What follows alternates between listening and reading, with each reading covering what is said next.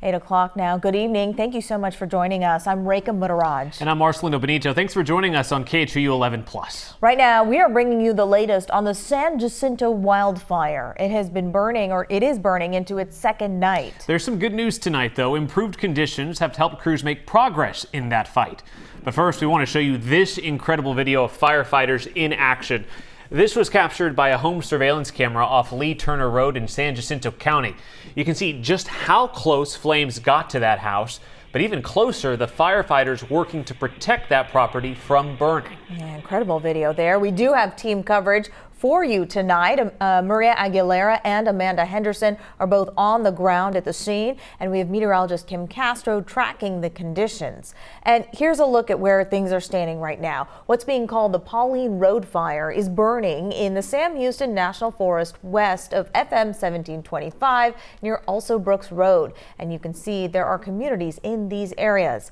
And tonight we've learned the fire started when a prescribed burn got out of control yesterday. According to the Texas A&M Forest Service, the fire has burned just over 2,300 acres and is 45% contained. Crews have been using a combination of airdrops of water and fire lines dug out by bulldozers to contain the blaze. At least one house was destroyed. Tonight, all evacuation orders have been lifted. Also, Governor Abbott says FEMA has approved the state's request for a fire management assistance grant. Now let's go to Maria Aguilera, who's been speaking with officials all day. Maria, what are they telling you about their plans for tonight? Yeah, Marcelino and Rekha, we are actually at a staging area in Montgomery County. They have been using this as a command center, and you can see here, if you look this way, that this is where fire crews are, and they have been gathering from several different agencies. They have been meeting multiple times a day to try to plan exactly how they're going to tackle this massive fire. And now, like you mentioned, it has improved in about more than 24 hours. Obviously, conditions have improved. Now it is 45% contained. And at one point, 900 homes were evacuated. Like you mentioned, people have been able to return home. That is what they told us here not that long ago. And they did also tell us that one house was destroyed as well as a barn. Now, Rekha, like you mentioned about the prescribed burn, we did learn that that is what caused the fire, but it is still under investigation because it was a prescribed burn. So that means that it was authorized. And so they're trying to figure out exactly how it got out of control. And they do tell me that if any charges that would have to come, or any criminal charges, that would come from the San Jacinto County DA's office. Now, take a look over here. I know it's pretty dark right now, but you can see all the different vehicles. These are crews. This is Office of Emergency Management. This is ESDs. These are fire crews, firefighters in two different counties here. That's Montgomery County and San Jacinto County that are both here. We are told that anywhere from 130 to 140 firefighters from all these different agencies are the ones that have been battling the flames, and they have been on the front lines. Now, we did learn that they are going to be here for the next few days. The massive flames that we did see yesterday, they have calmed down. Now, we are told that, that's more now smaller fires and obviously some other hot spots in areas that are still burning, but it's not quite what it was yesterday when it kept on moving.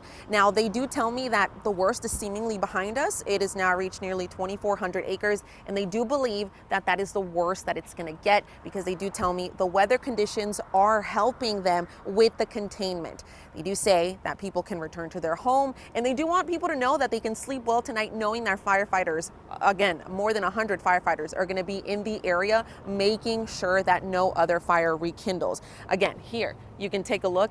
People are meeting. We have the county judge, we have Office of Emergency Management, and as far as we know, the last update that we received was about 6 o'clock, just 2 hours ago, and that's when they told us the good news of the containment and that it has been progressing and they don't expect it to spread much more. Of course, if anything changes, we will make sure to update you. You can see here now a constable with Precinct 4 in Montgomery County is arriving. Again, this has just been in and out for officials, first responders, and emergency crews here that have been really on the front lines of all of this to make sure that people are safe. Overall, we're told that with 900 homes being evacuated and really only one burned and one barn destroyed, they do say that this is good news and that they really tackle this, as best as they could. So of course we're going to stay here, and we have more on what officials told us here today. We're going to have that tonight at 10, and what you can expect in the next few days. Back to you. They've been working nonstop, and another long night ahead. Maria, thanks so much. Yeah, we're joined now by Amanda Henderson, who's in Conroe, where people had taken their livestock to get them out of harm's way. Amanda. Yes, out here at Caney Creek Cowboy Church, it has been a full house with all of the animals out here, including some of these gorgeous horses that have been kept together if they've been at the same location. They've got water, they've got food, and they're even here saying hi to us right now. They're so adorable. But the good news about them being out here is that this is a free location for people to bring their animals. So last night when the evacuations were happening, you guys can tell it's getting dark out here, but even in the darkness, they found light to be able to bring their animals out here. You can tell they've got a little bit of an audience, and the calamity of the situation where everyone was being evacuated was also calmed by the fact that the pastor here, he was actually at the pulpit when he found out that his own home was in the evacuation center. So he quickly rushed over to his house to get his animals, while also making sure all of these animals here were also taken care of. Farm hands, as well as so many volunteers bringing hay, water, food, and just a helping hand to be able to take care of the cows, the horses, the chickens, the donkeys, sheep, goats, you name it. They're here on the 48 acres. Now, these animals can stay here, but they are also able to be taken home for those houses that have been lifted out of the evacuation order. However, a lot of people have to get the trailers together, which are back here behind me, all put together if they were able to bring them here. So once they figure that out, they can take them home, but now they're all safe. You can kind of hear them off the screen here, guys. It's so cute. They've got their food, they've got their water.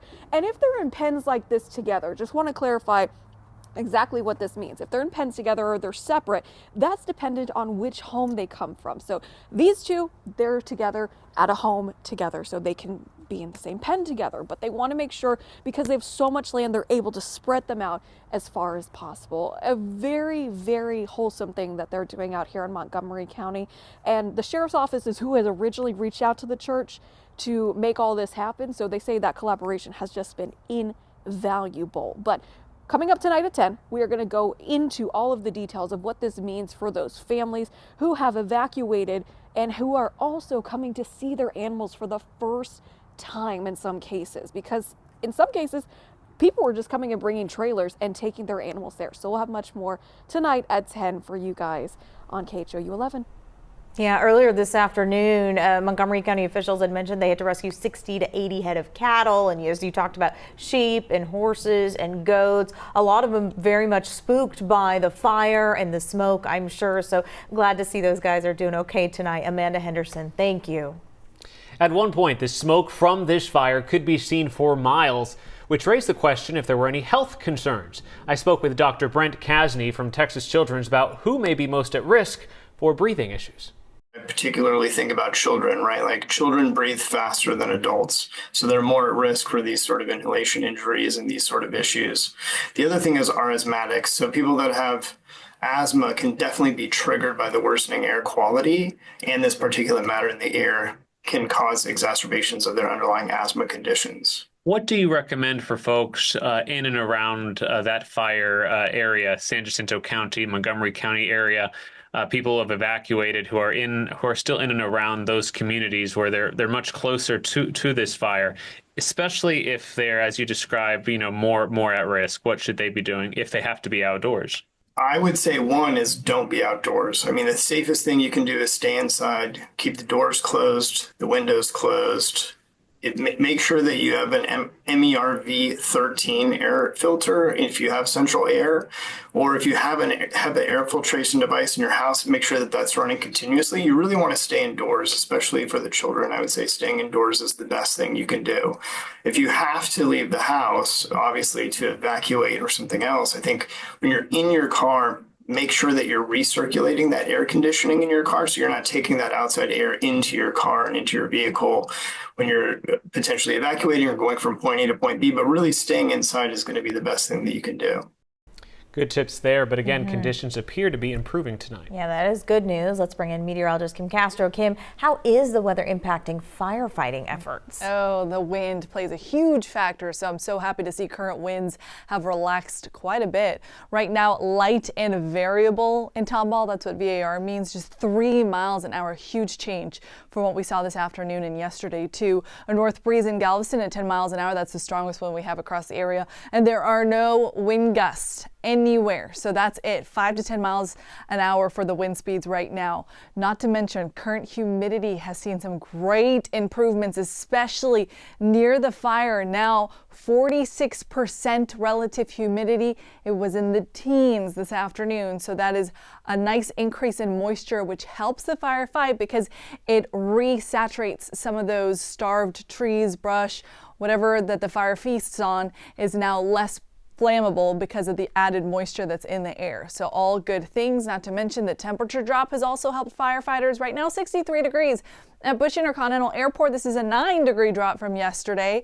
Cooler temperatures help with suppressing the fire, and of course the firefighters that have the really heavy gear that weighs about 80 pounds, it helps when the air is more comfortable and cooler. Your wind forecast for this evening, nice and favorable too. We'll just see a sustained breeze at around 5 miles an hour through tomorrow morning. All of this is good for the firefight during the next 24 hours. Right now, the plume of smoke still faintly visible on satellite imagery, but the good news is the smoke has not had impacts across the area. Air quality in the green everywhere, so you don't have to worry about that dangerous particulate matter getting down to the ground. Of course, like we just heard from the doctor, the immediate area, it is always advised that you stay inside because sometimes the sensors can't pick up on specific locations. Overall, though, air quality is good across the area. Overall, the pollen level's high, unfortunately. Very high for the tree category, oak being the main culprit there. Grass pollen is in the high category too. Luckily, at least we get some reprieve from the weeds and the mold spores. Both of those are in the low category. If you continue to have plans this evening, temperatures are gonna continue to drop. Nice and chilly in the 50s by midnight, 3 a.m. in the morning, 53 degrees, and right around 7 we'll drop down into the 40s. So waking up tomorrow morning, Bel Air 48 is your overnight low temperature. Brookhaven, you'll also wake up to 48 degrees. If you're waking up in Channelview, 47 for those early morning walks. Tomball 42 and Cypress 43. Huntsville 42. Conroe will make it down to 41. Are you headed to the rodeo on Friday? 74 degrees tomorrow afternoon at 2 o'clock, 71 by 7 with a nice full shot of sunshine all day on our Friday, and the high temperature manages to pop up to 76 degrees. A little bit warmer, a little bit more humid on Saturday, 82 degrees in case that's the day you're going for the final weekend of the rodeo. If you're going Sunday, you see that 40% chance. The early morning afternoon, I think it's going to be just fine. That storm chance comes in for the late night, and I say storm chance because we could even see a couple severe storms out of this. The slight risk, a 15% chance of us seeing severe storms, has now dropped further south, including northern Harris County. So travel on the I-45 corridor through the Woodlands through Spring is going to be impacted by our next storm system. So I'll take you through Future Track 5 o'clock. A couple of isolated light showers. This is energy streaming in from the Gulf. The actual front takes a few hours to get here. A couple of prefrontal showers by 8:30 possible, but notice the main bullseye of energy doesn't drop in until the overnight hours. So that's a snapshot at 2 in the morning. Showers starting to drop down from Huntsville to Conroe, and then along the I-10 corridor for early Monday. The commute time frame is going to be one to watch. And I say you might not want to commute on Monday morning if you can work from home, because we've got the threat of some hail-producing thunderstorms. You don't want to put your car through that. And we have the threat for some gusty wind. So please check back in with us throughout this weekend, watching the forecast at least once a day for any updates. As of now, your 7-day stands like this. Very nice tomorrow. Carefree on Saturday. Sunday night into Monday morning, the overnight hours will be tracking a storm system pushing through. The timeline on that will still have to be fine-tuned. Tuesday is nice and clear, and then more showers and storms expected for late Wednesday into Thursday, guys. Good to know, Kim. Thank you. you. And we are following this wildfire closely. We're going to have more live coverage starting at 10 p.m. right here on KHOU 11+. Just download on your TV and watch for free. And we'll be back on TV after March Madness ends around 11. We hope to see you then.